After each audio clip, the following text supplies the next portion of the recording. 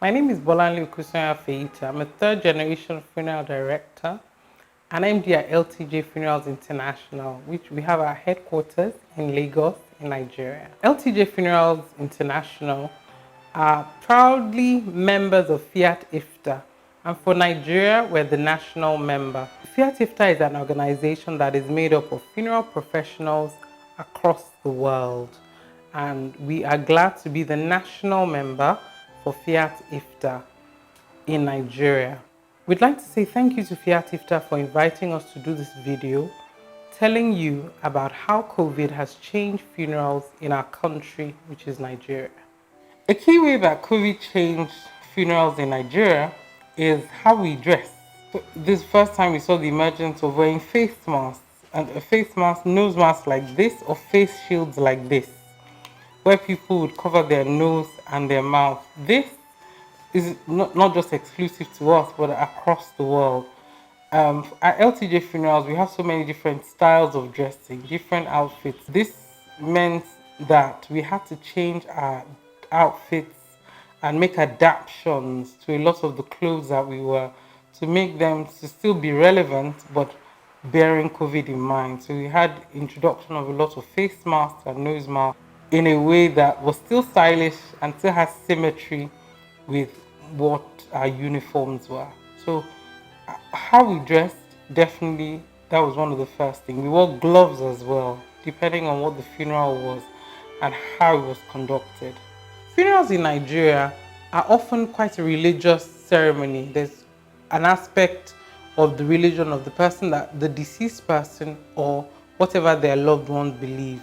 And for the very first time, we had funerals where we couldn't take the deceased to a place of worship.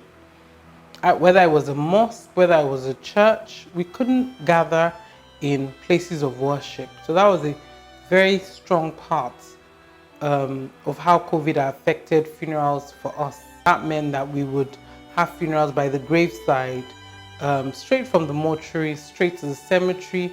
And if you were fortunate, you would even be able to get a clergy to come and do some prayers. Otherwise, the person was just buried without any religious ceremony at all. Another way that we saw a big change in the way funerals are done across the country was that for the first time we had government intervention, with the government insisting that funerals should hold very quickly to avoid losing the remains of their loved ones to a mass burial.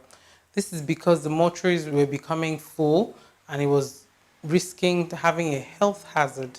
Funerals are all about family coming together to celebrate or mourn the life of the departed person. And for us, we found that families could not come together because there was a lot of restrictions on the numbers of people that could gather.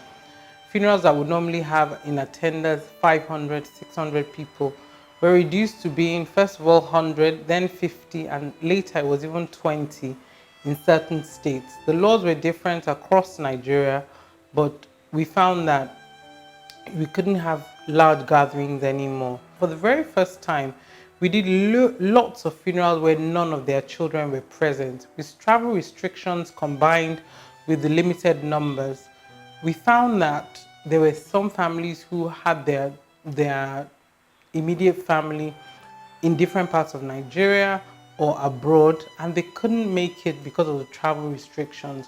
So a lot of funerals that happened with just a few people in attendance that were not even immediate family.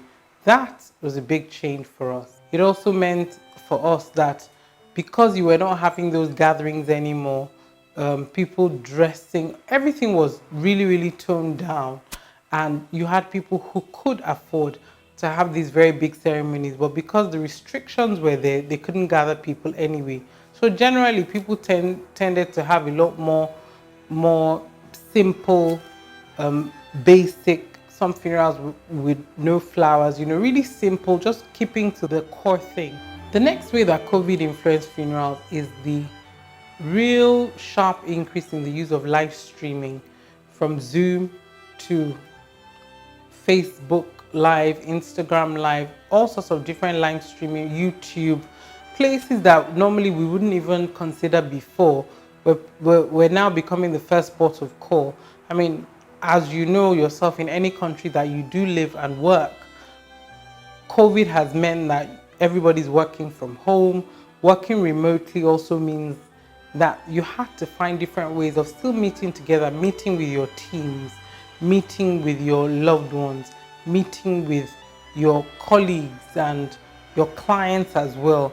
A lot of it changed to live streaming. So there were some funerals that you would have 20 people in attendance or 50 people in attendance. So that also became a very, very big change in how we operate.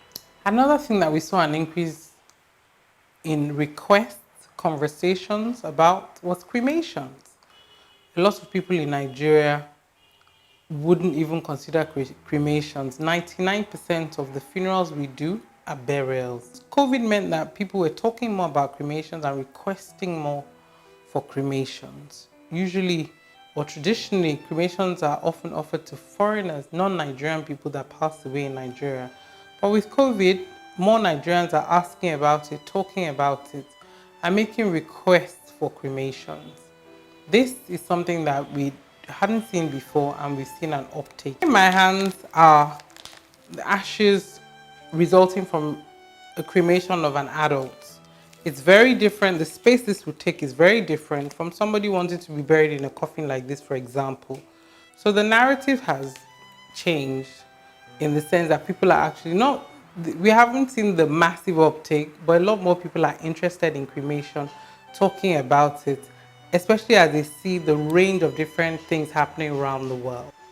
We're hopeful that things will get better as the world opens up, more people take the vaccine, people are better educated, and all these things. We're hopeful that things will get better, not just for us, but for all our colleagues around the world.